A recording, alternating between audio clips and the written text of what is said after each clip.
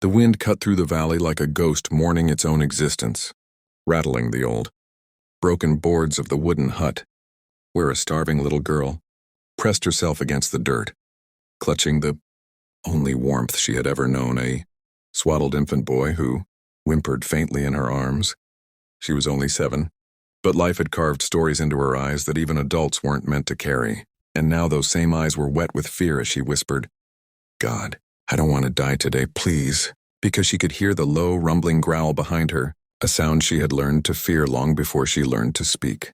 Her parents had abandoned her 2 nights earlier, leaving her with nothing but a torn dress, a baby brother, and a suitcase filled with a gun she was too afraid to touch. Hunger gnawed at her bones, despair wrapped around her heart, and the world felt too big, too cruel, and too ready to swallow her whole. But as she stumbled out of the hut, trying to escape the danger inside, she found herself facing a new nightmare, a flooded river blocking her path and her tiny bare feet sinking into the cold mud. That's when she saw him, a tall man in an immaculate suit, standing on the opposite side of the river, staring at her with eyes full of disbelief, like he had stepped into the wrong world. His name was Adrian Hale, a billionaire, whose money had built empires but had never once saved a soul, not even his own. He was here searching for land to buy, not for children to rescue, but destiny never asked him what he preferred. The little girl tried to shield her baby brother, trying to look braver than she felt as the wind whipped her tangled hair across her face. She didn't know who he was, but she could feel something, an invisible thread tugging between them, an unspoken plea moving through the air. Adrian's heart, long thought to be carved from stone, cracked at the sight. He had seen poverty, suffering, tragedies in his travels, but never something that looked back at him with such silent exhaustion. Then the growl came again. From the hut behind her, louder, closer. The millionaire froze when he saw the tiger, emerging from the darkness, its golden eyes locked on the little girl as though she were prey marked by fate itself. "Don't move," he whispered, though she couldn't hear him from across the river. But she wasn't moving, not because she was brave, but because she was too terrified to even breathe. Adrian looked at the river, then at his polished shoes, then at the child about to be swallowed by a cruelty she did not deserve. Something snapped inside him. He stepped into the river without hesitation, his suit soaking instantly, the water rising to his waist as he pushed against the current that fought him like an angry god. The girl's legs trembled, her voice broken. "Please, somebody help us." And though she said it to the sky, Adrian felt it hit him like a command meant only for him. He reached her just as the tiger took its first creeping. Steps onto the grass. Without speaking, without wasting a breath, he scooped the children into his arms, shielding them with his own body as he backed into the river again. The tiger lunged, but the cold water, the shouts, the movement confused it long, enough for Adrian to reach the deeper part of the river, where the animal would not follow. The girl cried in silence, gripping his soaked shirt, unable to understand why a stranger would risk his life for her. Adrian held her tightly, a man who had saved millions of dollars but never once saved a life, and he whispered to her as though the words were meant for himself, "You're safe now.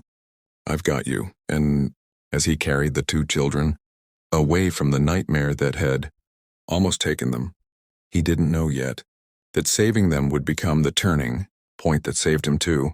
But the valley knew, the wind knew, destiny knew, and somewhere deep in her trembling chest, the little girl felt hope flicker for the first time in years, not because God had finally heard her cry, but because a broken man who never believed in miracles had chosen to become one. Adrian rushed the children into his black SUV, the leather seats instantly soaking from their drenched clothes. And as the engine roared to life, he drove faster than he had ever driven in his life, his heartbeat thundering in sync with the storm rising inside him. He kept glancing at the little girl through the rearview mirror, her small arms wrapped protectively around the infant, her eyes still wide with the confusion of someone who had never been rescued before. She didn't speak and he didn't push her. Trauma had welded her voice shut, and he understood that silence better than she could ever know. When he finally reached the nearest town, he carried both children through the doors of a clinic, his presence commanding attention as nurses scrambled to assist. But the girl clung to him like he was the last piece of solid ground in a collapsing world, refusing to let go even when the nurses gently tried to take her. Adrian knelt, meeting her frightened gaze. "I'm not leaving," he promised, and for the first time since he found her, suspicion in her eyes softened into trust so fragile it could shatter with the slightest disappointment. Hours later, after doctors confirmed the children were malnourished but stable, Adrian stood outside the room, staring through the window at them. Two tiny souls sleeping on hospital beds far too big for them. Something inside him twisted painfully, a guilt he couldn't explain. He had everything: money, power, reputations whispered across continents. Yet none of it had ever made him feel this heavy, or this human. He didn't know their names, didn't know why they were alone. But he knew one thing for certain. He was not walking away. Over the next hours, then days, he pieced together fragments of the little girl's story, how her parents had abandoned her, how she had cared for the baby alone, how she had faced cold nights with no shelter and predators with no protection but hope and a threadbare dress. When she finally felt safe enough to speak, her first question wasn't about food, or toys, or where she would live. It was, "Will you send us back?" Adrian felt the question slice clean through him. "No," he said, his voice trembling at the truth inside it. "Never." The girl, whose name he learned was Alina, cried softly, not the tears of fear he had seen before, but tears of a child who had finally found the thing she thought didn't exist. Someone who cared whether she lived or died. Adrian arranged everything: legal protection, emergency placement, round-the-clock care, yet something still didn't sit right with him. Not when he had the means to do more. And so one afternoon, dressed in a simple sweater instead of his usual $1,000 suit, he knelt beside Alina and her baby brother and said the words that would redraw all their futures. "You're coming home with me." It was not pity. It was not charity. It was a choice, his first real, meaningful choice in years. He renovated a wing of his mansion into a warm, child-friendly haven. He hired caretakers, teachers, therapists, but some things he insisted on doing himself: feeding the baby, reading bedtime stories, tucking Alina in at night because she always slept better when he whispered, "You're safe now." And slowly she began to smile again. Slowly hope returned to her eyes. Slowly, the millionaire who had built a life of isolation found his world no longer hollow. He had saved them, yes, but in a way neither could understand yet. They were saving him too.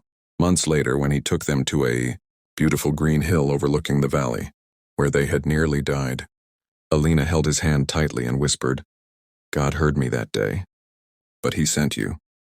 Adrian looked at her, feeling emotions he once believed he was incapable of feeling, and replied, "No, Alina, you saved yourself. I just showed up at the right moment." And as the sun set behind them in a blaze of gold, one thing became clear to anyone who heard their Omi story: miracles don't always fall from the sky. Sometimes they cross a river in a soaked suit.